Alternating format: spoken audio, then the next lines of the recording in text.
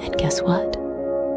It was only the beginning of this incredible adventure.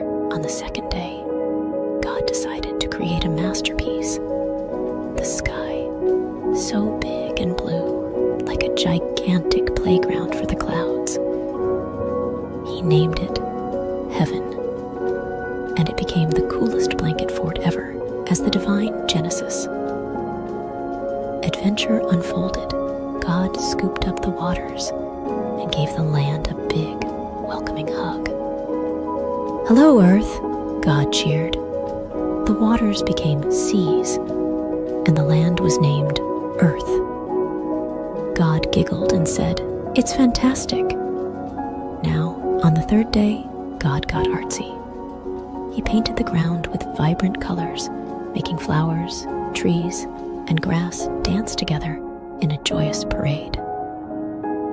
Each tree had its own special fruit, and God thought it was the most dazzling garden ever. The fourth day brought the grand light show. God placed the sun to play tag with the clouds during the day, the moon to peek out at night, and the stars to twinkle like the friendliest fireflies. The sky turned into a magical canvas painted with celestial wonders. But wait, there's more. On the fifth day, God threw a party in the oceans and the sky. Playful fish and graceful birds, and God blessed them with the best dance moves and flying tricks. "Be fruitful and multiply," God cheered, and the party went on. Now, for the most exciting part, the sixth day. God created land animals, each with its own quirks and charm. Lions roared, monkeys swung, and butterflies fluttered. But then, in the spotlight of the divine Genesis adventure, God created humans, Adam and Eve.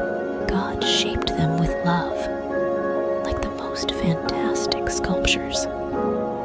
He breathed life into them and said, "You're my special creation. Take care of this wonderful world." Adam and Eve explored the enchanting garden, naming animals and sharing giggles with God. God provided a buffet of delicious fruits and green herbs for everyone to enjoy. "It's a feast," God exclaimed. And as the sun dipped below the horizon, God looked at everything with pure joy. It's not just good, it's amazing. And so, the divine Genesis adventure came to an end, with stars twinkling in applause. God had created a world bursting with colors, laughter, and love. The end, but really, just the beginning of more incredible adventures. The end. The Divine Genesis Adventure, Part 2. Once upon a time, in the enchanting garden where the flowers danced and the trees whispered tales of creation, a new chapter unfolded. The sun kissed the leaves, and the air was filled with the sweet melody of birdsong. Adam and Eve, the first two adventurers in this divine journey, wandered hand in hand, marveling at the wonders around them. But in the shadows, a cunning serpent slithered. His eyes gleamed with mischief as he approached Eve. Did God truly say, "You shall not eat of every tree of the garden"? The serpent hissed, weaving doubt like a mischievous spell. Eve, with innocence in her eyes, replied, "We may eat the fruit of the trees." But God said, "You shall not eat it, nor shall you touch it, lest you die." The serpent, a master of deception, slyly whispered, "You won't die. God knows that when you eat it, your eyes will open, and you'll be like God, knowing good and evil." Fascinated by the idea of wisdom and knowledge, Eve gazed at the tree. Its fruit looked delicious, pleasing to the eyes, and desirable for gaining wisdom. The serpent's words echoed in her mind, and she plucked the fruit, taking a bite. She then offered it to Adam, and he too took a bite. Suddenly, their eyes were open, and they realized they were naked. Quickly, they sewed fig leaves together to cover themselves, for they felt exposed in the newfound awareness of good and evil. In the cool of the day, they heard the sound of the Lord God walking in the garden. Fearful and ashamed, Adam and Eve hid among the trees. God called, "Where are you?" Adam admitted, "I heard your voice, and I was afraid because I was naked, so I hid." God, in his infinite wisdom, questioned Adam, "Who told you that you were naked? Have you eaten from the forbidden tree?" Adam, unable to bear the weight of his choice, pointed to Eve. "The woman you gave me, she gave me the fruit, and I ate." God turned to Eve, who explained, "The serpent deceived me, and I ate." The consequences unfolded like pages of a story. God spoke to the serpent, cursing it and foretelling a future conflict. To the woman, God spoke of increased sorrow and pain in childbirth, and the man's dominion over her. To Adam, God spoke of the ground being cursed, bringing forth thorns and thistles, and the toil of labor for sustenance. Yet, even in the face of consequences, God showed mercy. He made tunics of skin for Adam and Eve, clothing them with his grace. As Adam named his wife Eve, the mother of all living, they faced the realities of their choices. The divine Genesis adventure took an unexpected turn, revealing the delicate balance between free will and the consequences of decisions. In the end, God, in his infinite love, placed cherubim at the gates of the garden, guarding the way to the tree of life. The adventures of Adam and Eve continue beyond the garden, a journey of redemption and grace, reminding all that even in our choices, God's love and mercy prevail. And so, the divine narrative unfolded, teaching the young and old alike the profound lessons of choice, consequence, and the enduring grace of a loving Creator. The end. Once upon a time, in a world where people had forgotten to be kind, there lived a man named Noah who worshipped God. Noah was a man of faith, but everyone else around him disobeyed and hated God. One day, something shocking happened. God spoke to Noah, revealing a plan to destroy the wicked world, sparing only Noah's family.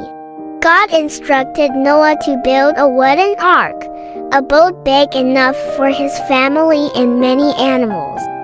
Noah got to work, following God's exact instructions. Probably, people mocked Noah as he explained why he was building an ark. But Noah kept building, also spreading the word about God, though nobody listened. As the ark neared completion, God brought animals of all kinds, 7 of some species, 2 of others. Birds and beasts, tiny and tall, all made their way to the ark. Perhaps people shouted insults at Noah, but they did not stop sinning against God. They did not ask to enter the ark. Finally, all the animals and birds were aboard. God invited Noah and his family into the ark. As they entered, God shut the door. Then the rain came, a great downpour soaking the earth for 40 days and nights. Floodwaters covered towns and villages. The ark floated on top of the rising waters, sheltering Noah from the flood. After 5 months, a drying wind sent by God brought the ark to rest on the mountains of Ararat. Noah and his family waited inside as the water lowered. Noah sent a raven and a dove out. The dove returned with an olive leaf, a sign that the earth was slowly drying. God told Noah it was time to leave the ark. Together, Noah and his family unloaded the animals. Noah, filled with gratitude, built an altar and worshipped God who had saved him and his family from the awful flood. God gave Noah a wonderful promise. Never again would he send a flood to judge human sin. As a great reminder of this promise, God gifted the world with a rainbow, a beautiful sign of his covenant. And so, Noah and his family found new beginnings after the flood. In time, his descendants repeopled the whole earth, and all nations came from Noah and his children.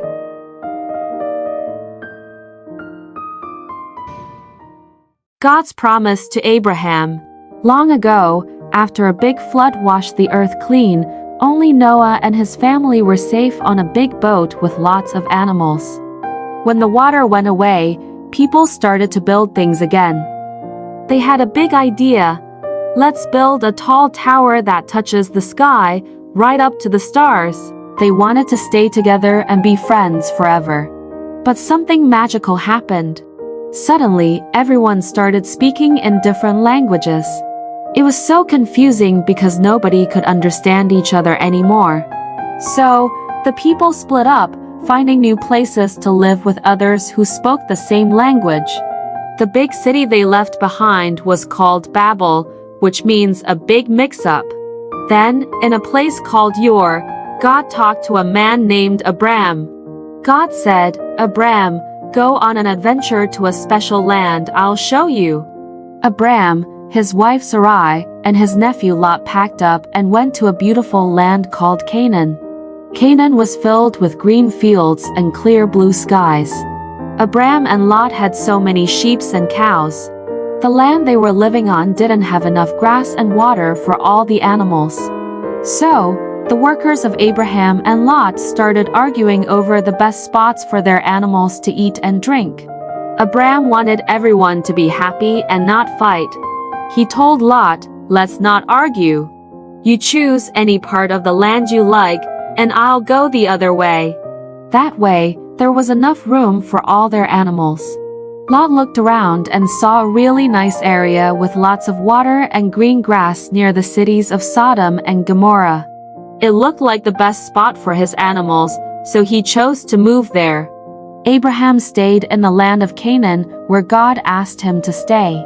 Even though Abraham and Lot had to live apart to stop the arguing, Abraham made sure they did it in a kind and peaceful way, showing he was a really good uncle and a wise man. God saw Abram's kind heart and told him, "This whole big, beautiful land will belong to you and your children and their children after them, forever." But Abram and Sarai were very old and didn't have any children. They wondered, how will God's promise come true? One day, 3 special visitors brought amazing news. "Sarai, you're going to have a baby." Sarai laughed because she thought she was too old for that. God also changed their names to Abraham and Sarah to show they were going to start a big family. Then, God said he had to fix the 2 naughty cities near where Lot lived. Abraham was worried for Lot. Lot listened to the angels and escaped with his daughters. But Lot's wife looked back and turned into a salt statue. Then, the most wonderful thing happened. Even though they were very old, Abraham and Sarah had a baby boy named Isaac. Isaac, which means laughter. They were so happy and amazed at God's miracle. Abraham knew then that God always keeps his promises, like giving him a big family and a beautiful land to live in. And that's the story of how Abraham and Sarah learned to trust in God's promises, no matter how impossible they seemed. The end. Once upon a starry night, in a land filled with whispers of the past and promises for the future, Abraham, a man known for his kindness and faith, received a very tough test from God.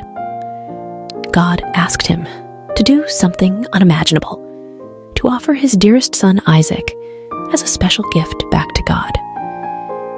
This was to see if Abraham trusted God above all else, even more than he loved his precious son. Abraham's heart felt heavy, like a stone sinking in a deep, deep ocean. But deep inside, he knew he had to trust God, no matter how hard it seemed.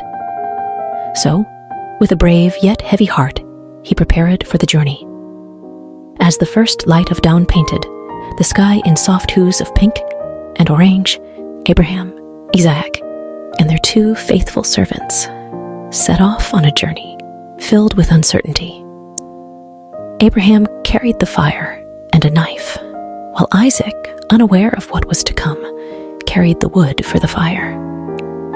As they neared the mountain that God had told them Abraham asked his servants to wait for them at the foot of the mountain. "Isaac and I will go up to worship, and then we'll come back to you," he said with a gentle smile. Climbing the mountain, Isaac, with a curious twinkle in his eye, asked, "Father, we have the wood and the fire, but where is the lamb for the offering?" Abraham, with a heart full of hope, replied, "My son, God will take care of it. He will provide the lamb for the offering." Reaching the top, Abraham built an altar, the most difficult one he ever had to make. He arranged the wood, and with a heart weighed down by a sea of emotions, he gently placed Isaac on the altar, ready to show God that he trusted him completely. But just as Abraham raised the knife, a voice as powerful as thunder, but as gentle as a whisper, stopped him. "Stop, Abraham." It was an angel sent by God. The angel said, "You've shown that you trust God above all by being willing to give up your only son." Then Abraham saw a ram caught in some nearby bushes. With a heart bursting with relief and gratitude, he untied Isaac, and together they offered the ram to God. It was a moment filled with so much joy and thankfulness.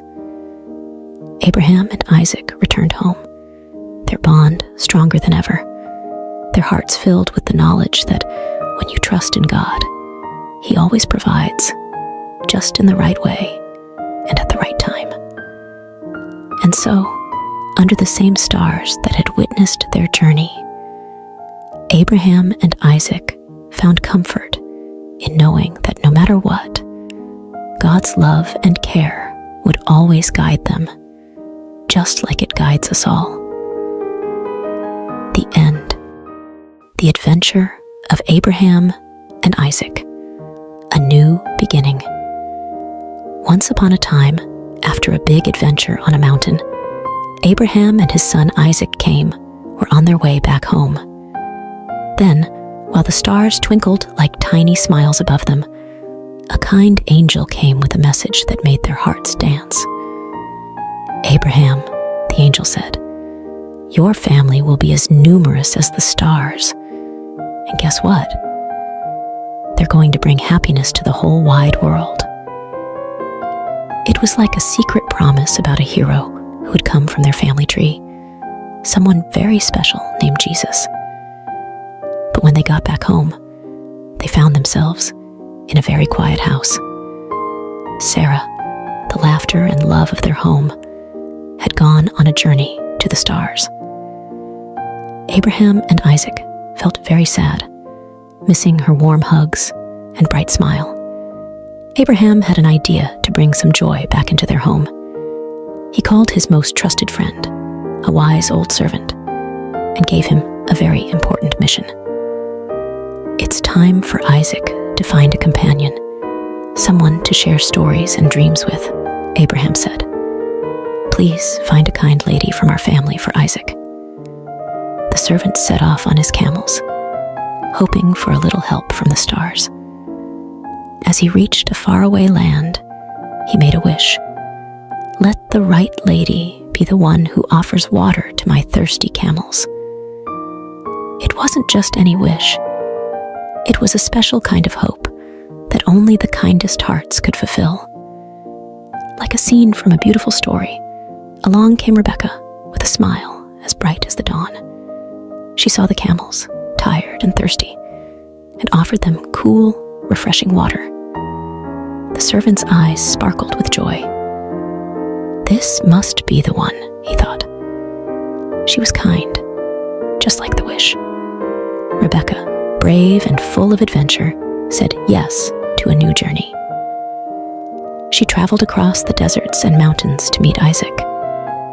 When Isaac saw her, it was like spring had come to his heart, filling it with flowers and sunshine. Rebecca's kindness and laughter brought new stories and dreams to their home. Isaac and Rebecca, hand in hand, started a wonderful adventure together, full of love and promise. And so, the story of Abraham, Isaac, and now Rebekah, reminds us all. After every big adventure, after every sad goodbye, there's always a new beginning, a chance for love and joy to grow again, just like the stars that twinkle in the night sky. The end. Jacob and Esau, a story of brothers and forgiveness. Once upon a time, in a land of ancient wonders, Isaac and Rebekah were blessed with not one, but 2 sons at the same time. These were no ordinary boys. They were twins named Jacob and Esau. Even before they were born, they were already showing their unique personalities, with Esau loving the thrill of the hunt, and Jacob preferring the quiet of home. Esau, the elder, was as rugged and wild as the forests he roamed, while Jacob, the younger, was thoughtful and clever, always with a plan up his sleeve. Their parents loved them dearly, but each had a favorite, which brewed a little competition between the brothers. One day, as Esau returned from his adventures, famished and weary, Jacob saw an opportunity. He offered Esau a simple meal in exchange for his birthright, the special status of the firstborn. Esau, thinking little of the future, agreed. This moment would change the course of their lives in ways they couldn't imagine. As the boys grew, so did their rivalry, especially when it came time for their father Isaac to bestow his special blessing. Rebekah, who adored Jacob, devised a plan to ensure her favorite son received this honor. With a bit of disguise and a daring heart, Jacob tricked his father and received the blessing meant for Esau. Realizing the deception, Esau was heartbroken and filled with anger. To protect Jacob from Esau's wrath, Rebekah sent him far away to her brother Laban's house, hoping that time would heal the rift between her sons. Jacob's journey was not easy. He worked tirelessly for Laban, enduring trickery and toil, all for the love of Rachel, Laban's daughter. Yet, through these trials, Jacob grew wiser and kinder, learning the value of honesty and hard work. Years passed, and God called Jacob to return home, but the thought of facing Esau filled Jacob with dread. What if Esau still harbored anger and sought revenge? Nevertheless, Jacob set out, hoping for forgiveness. As Jacob neared his homeland, he prepared for the worst. But to his surprise, Esau greeted him not with anger, but with open arms. The brothers embraced, their past grievances washed away by tears of joy. It was a moment of true reconciliation, proving that love can overcome the deepest divides. Together again, Jacob and Esau showed us that it's never too late to mend broken bonds, and that forgiveness is one of the greatest gifts we can offer. The end. Joseph's journey, from dreamer to dreamkeeper. In a land where families were as vast as the stars, Isaac's heart was full of joy as his son Jacob returned home. Even Esau, who once harbored anger, welcomed Jacob with open arms. But not all was peaceful, for Jacob's sons felt a storm brewing in their hearts, troubled by their younger brother Joseph, who was clearly the apple of their father's eye. Joseph, with his bright, colorful coat, a gift from Jacob, was a dreamer. His dreams, however, sparked flames of jealousy among his brothers. In one dream, Joseph saw his own sheaf of grain standing tall, while his brother's sheaves bowed down to it. In another, the sun, moon, and even the stars bowed before him. These dreams whispered of a future where Joseph would rise above them all, even his parents and brothers. One day, Jacob sent Joseph to check on his brothers in the fields. As he approached, their jealousy turned to dark whispers of getting rid of the dreamer. Reuben, the eldest, suggested they put Joseph in a pit instead, secretly planning to save him later. But while Reuben was away, a caravan heading to Egypt appeared. Judah, another brother, proposed they sell Joseph instead of harming him directly. And so, for 20 pieces of silver, Joseph's fate was sealed, and he was taken far from his homeland, his heart heavy with sorrow and fear. The brothers deceived their father, presenting Joseph's colorful coat, now stained with goat's blood, letting Jacob believe his beloved son was gone forever. Jacob's grief was a deep well of sorrow, with no one able to console him. Meanwhile, in Egypt, Joseph found himself a slave in Potiphar's house. Despite his hardships, Joseph's diligence and trust in God shone brightly, earning him Potiphar's favor and the position of chief servant.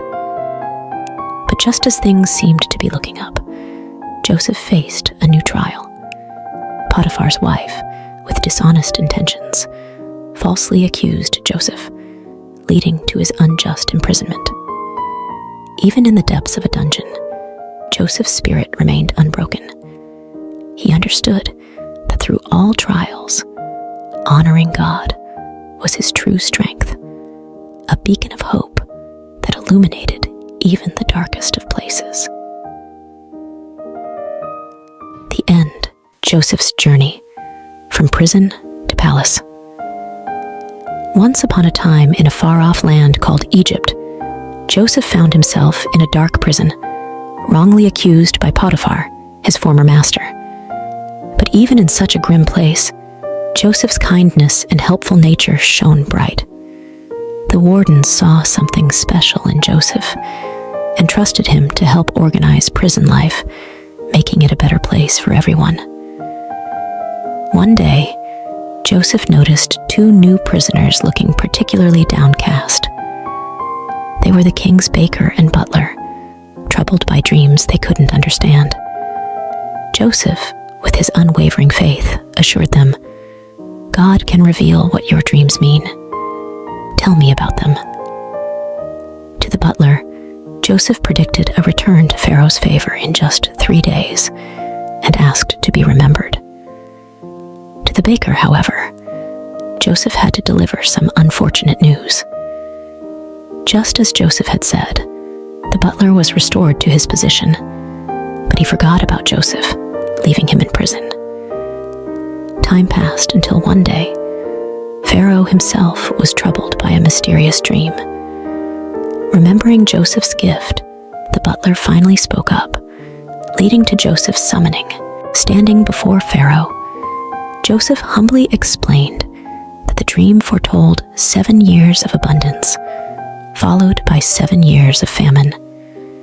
He advised Pharaoh to store food during the good years to prepare for the tough times ahead. Impressed by Joseph's wisdom and his clear connection to God, Pharaoh declared, "You will take charge in Egypt, second only to me." And so, Joseph went from prison to palace, overseeing the land's preparations for the coming famine. As predicted, the years of plenty came and went, and famine spread across the land. Back in Joseph's homeland, his family was starving. Jacob sent his sons to Egypt to buy grain, not knowing that they would come face to face with their long-lost brother, now the lordly ruler of Egypt. Joseph recognized his brothers, but they didn't know him. Recalling his boyhood dreams, Joseph realized that this moment was part of a bigger plan. He tested his brothers, demanding they return with their youngest brother Benjamin to prove their honesty. When they returned, Joseph could no longer hide his true identity. Overcome with emotion, he revealed himself to his brothers, saying, "I am Joseph, your brother, whom you sold into Egypt." The brothers were speechless, fearing for what might come next. But Joseph comforted them, explaining that their actions had been part of a divine plan to save their family from famine. God made me Lord in Egypt so I could save your lives, he told them. Soon after, Jacob and Joseph were joyfully reunited in Egypt, and the entire family was settled there, living in peace and plenty, thanks to Joseph's faith and God's guiding hand. The end. The Adventure of Baby Moses, From the Nile to the Palace. In a time long ago, Egypt mourned the loss of a great leader, Joseph. He had saved the land from famine and was loved by all. But as years turned into centuries, a new pharaoh came to power, one who did not remember Joseph and his deeds. The Hebrews, Joseph's people, had grown in number and strength, which made the new pharaoh uneasy.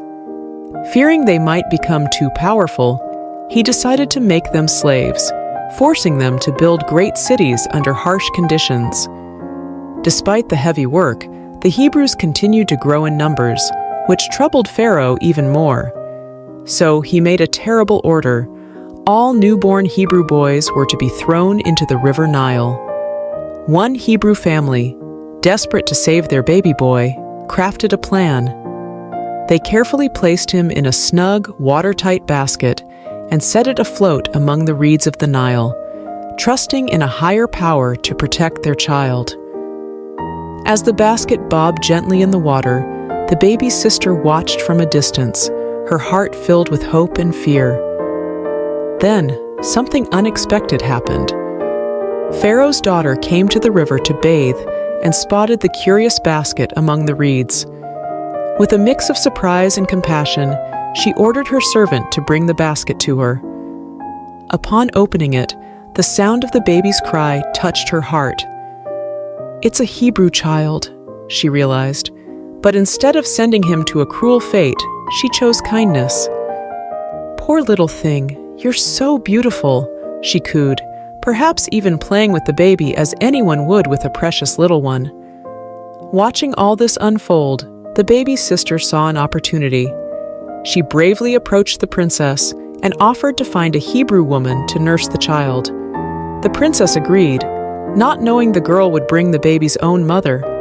Rushing home, the sister called out to her mother, "Come quickly! Oh, hurry!" Without a moment to lose, they both hurried back to the riverbank.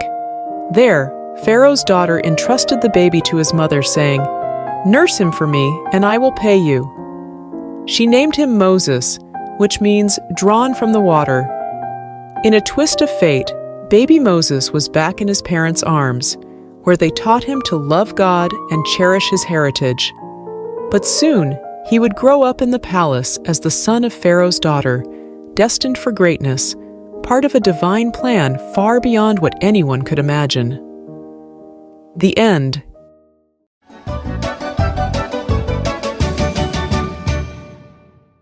Moses, from prince to leader. Long ago in Egypt, Moses, a prince raised in Pharaoh's palace, faced a moment that would change his life. Despite his royal upbringing, Moses never forgot he was a Hebrew at heart. One day, he saw an Egyptian mistreating a Hebrew slave. Feeling a rush of protectiveness, Moses looked around and, seeing no one, stepped in to save the slave but ended up making a grave mistake. The very next day, Moses tried to stop a fight between two Hebrews, only to realize his secret was out. The news even reached Pharaoh, forcing Moses to flee to a faraway land called Midian for safety. In Midian, Moses found himself by a well, where he helped the 7 daughters of Reuel, a priest, fend off some rude shepherds. Impressed by Moses' bravery, Reuel invited him home, leading to Moses marrying Reuel's daughter and starting a new life as a shepherd. Meanwhile, back in Egypt, the Hebrews suffered greatly under a new pharaoh. Their cries for help reached the heavens, and God was listening. 40 years had passed since Moses left Egypt. While tending his flock, Moses saw something incredible. A bush engulfed in flames that didn't seem to burn up. Curious, Moses went closer, only to hear God's voice calling him by name. God told Moses to take off his sandals, for he was standing on holy ground. God had a mission for Moses to lead the Hebrews out of Egypt and free them from slavery. Moses was scared and unsure. especially about speaking to Pharaoh. But God showed Moses miraculous signs, turning his staff into a serpent and then back again, and even curing his hand from leprosy to prove his power. Still hesitant, Moses worried about his speaking abilities. God, growing impatient with Moses' doubts, promised Aaron, Moses' brother, would help speak for him. Moses bid farewell to Jethro and set off to Egypt with his family. In the mountains, Aaron met Moses, and together they shared God's plan with the Hebrew leaders, who were amazed by the signs and worshipped God, filled with hope. Moses and Aaron then bravely approached Pharaoh, delivering God's message, "Let my people go." But Pharaoh's heart was hard. He refused to listen. God was ready to show his great power to change Pharaoh's mind, marking the beginning of an epic journey for Moses, from a prince in Egypt to a shepherd in Midian, and finally, a leader of his people. The end.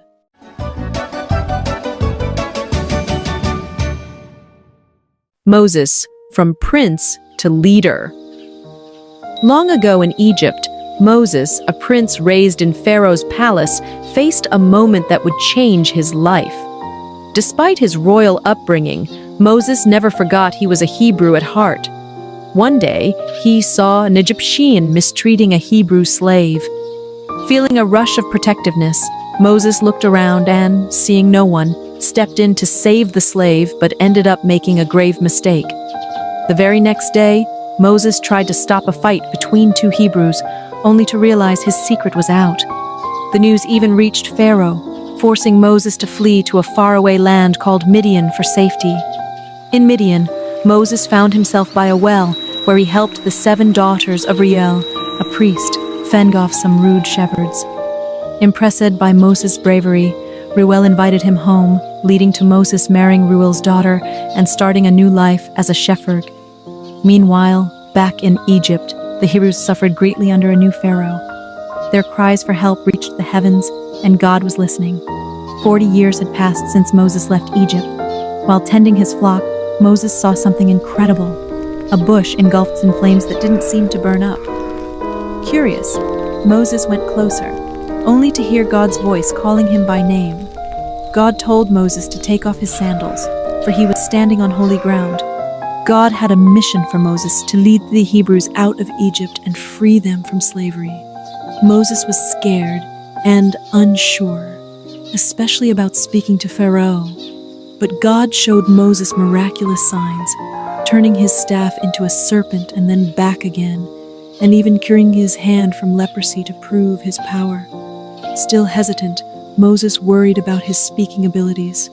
God, growing impatient with Moses' doubts, promised Aaron, Moses' brother, would help speak for him. Moses bid farewell to Jethro and set off to Egypt with his family. In the mountains, Aaron met Moses, and together they shared God's plan with the Hebrew leaders, who were amazed by the signs and worshipped God, filled with hope.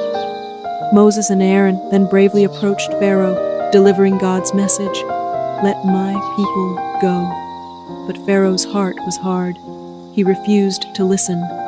God was ready to show his great power to change Pharaoh's mind, marking the beginning of an epic journey for Moses, from a prince in Egypt to a shepherd in Midian, and finally, a leader of his people. The end.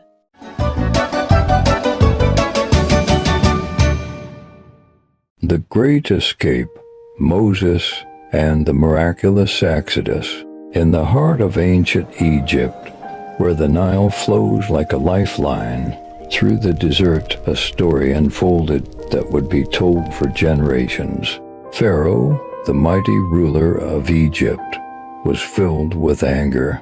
God had commanded him through Moses to free the Israelite slaves, but Pharaoh's heart was as hard as stone.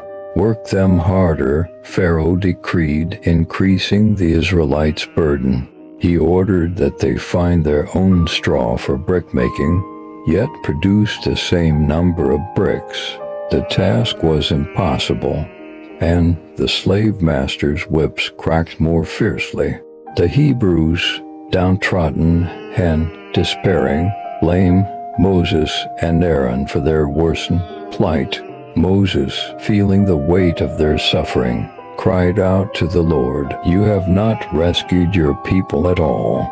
But God replied with a promise of deliverance, sending Moses and Aaron back to confront Pharaoh.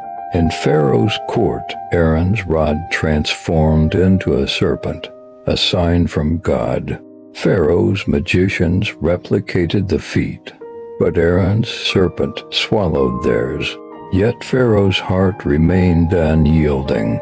The following morning, Moses and Aaron waited by the river for Pharaoh. With a divine command, Aaron turned the Nile's waters into blood, but Pharaoh's heart hardened further, refusing the Israelites' release.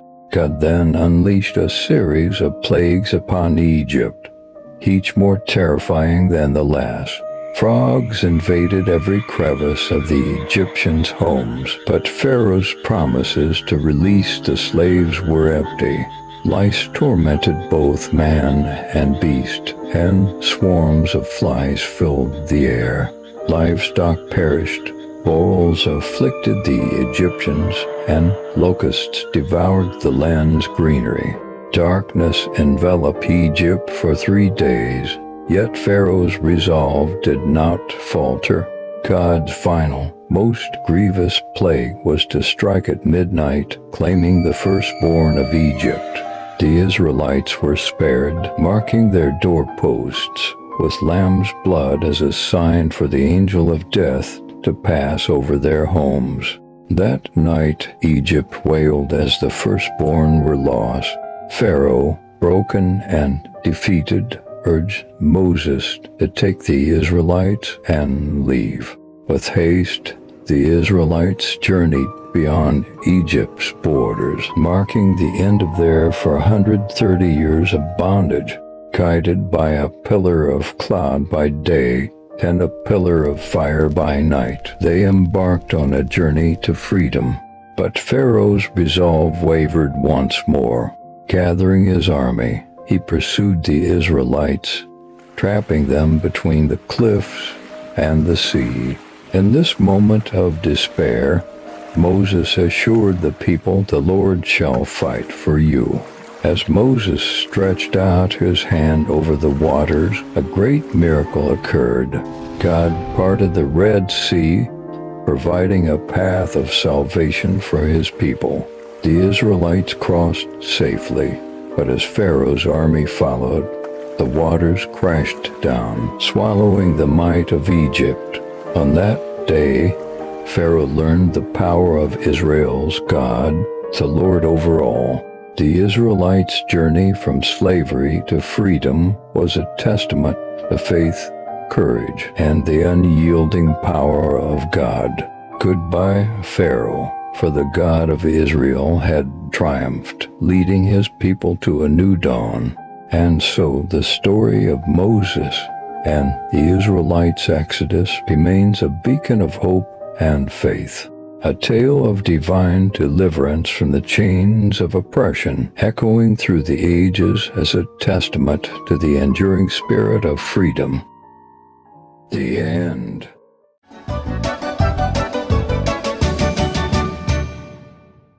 "40 Years of Faith, the epic journey from Egypt to Canaan." In a monumental act of deliverance, God freed the Israelites from Egyptian bondage. Moses, leading this newly liberated nation, initiated a song of worship, praising God's glorious triumph. But the harsh desert soon tested their faith. Thirsty and despairing at a pool of bitter water, their complaints rose to heaven. Yet God responded with kindness, transforming the water into a refreshing drink. Their complaints didn't cease there. Reminiscing the food in Egypt, they lamented their fate in the desert. But God's providence was unwavering. Quails by evening and heavenly manna each morning became their sustenance. This manna, a sweet reminder of God's care, required trust in daily provision. Yet, some hoarded, only to find their stash spoiled. Except on the Sabbath, teaching a profound lesson in obedience and rest. God's protection extended beyond their basic needs.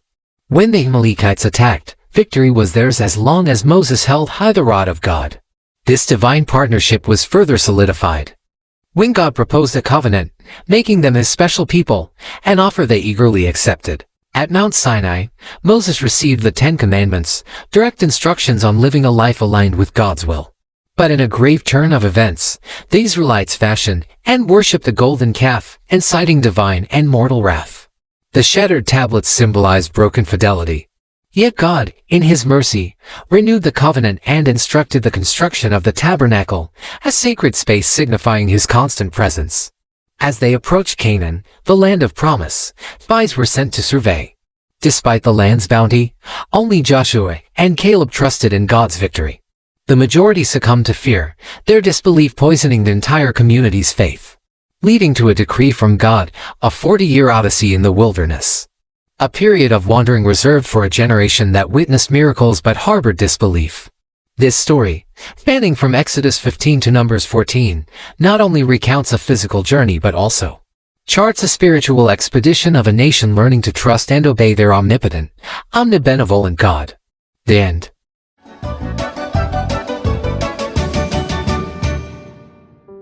The life of Jesus Christ. In the stillness of Bethlehem's night, a light was kindled that would illuminate the world forevermore. Born to Mary, a woman of profound faith, and Joseph, a man of humble origins, was baby Jesus. His birth was no ordinary event. It was the fulfillment of ancient prophecies, heralding the arrival of the Messiah, a beacon of hope for all humanity. Word of this miraculous birth traveled swiftly, and settling King Herod, who saw in the newborn king a threat to his reign. In a dark decree, he ordered a massacre, hoping to extinguish this emerging light. Yet, under divine guidance, Mary and Joseph fled to Egypt, safeguarding the promise of salvation. Even as a child, Jesus' wisdom was unparalleled, captivating the learned men of the temple with insights far beyond his years. But it was not until the age of 30 that he unveiled his public ministry, a mission destined to transform the very fabric of human existence. Choosing disciples from the humblest walks of life, Jesus embarked on a journey of teaching, healing, and miracle working. He healed the afflicted, restored sight to the blind, and even commanded life to return to the lifeless. Through parables, he unraveled the mysteries of the divine, making the kingdom of heaven accessible to all. Yet, his growing influence and radical teachings of love and forgiveness stirred the waters of the established order. The religious authorities, threatened by his message and popularity, conspired against him. Betrayal came from within his circle, as Judas, one of his own, led adversaries to him for 30 pieces of silver. The ensuing trials were a mockery of justice, culminating in Pilate's reluctant order for crucifixion. Upon the cross, Jesus' final act of love was a plea for forgiveness, not for himself, but for those who persecuted him. His body was laid in a tomb, sealed by a massive stone, marking what seemed to be the end. But the tomb could not hold him. On the third day, it stood empty. Jesus had risen, defeating death itself, appearing to his followers to reaffirm the teachings and the essence of faith. His ascension into heaven was not a farewell but a promise of the Holy Spirit, ensuring his eternal presence and guidance. The life of Jesus, from the manger to the cross and beyond, is a testament to the unfathomable depth of divine love and the power of faith. It's a story that continues to inspire, guide, and give hope to millions, echoing the profound truth that love conquers all.